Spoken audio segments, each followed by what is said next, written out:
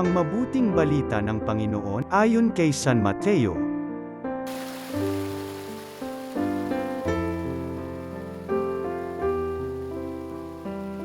Noong panahong yon, inilahad ni Jesus ang talinghagang ito sa mga tao.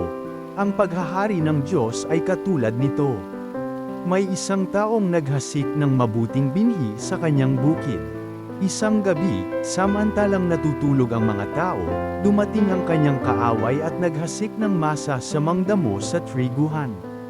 Nang tumubo ang trigo at magkauhay, lumitaw rin ang masa sa mangdamo.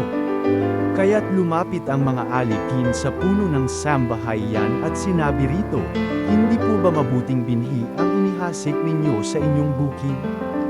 Bakit po may damo ngayon?" Sumagot siya, "Isang kaaway ang may kagagawa nito." Tinanong siya ng mga utusan, "Bubunutin po ba namin ang mga iyon?"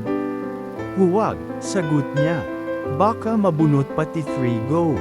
Hayaan na ninyong lumago kapwa hanggang sa anihan.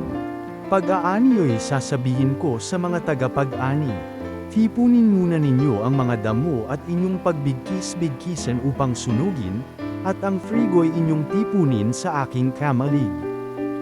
Ang mabuting balita ng Panginoon.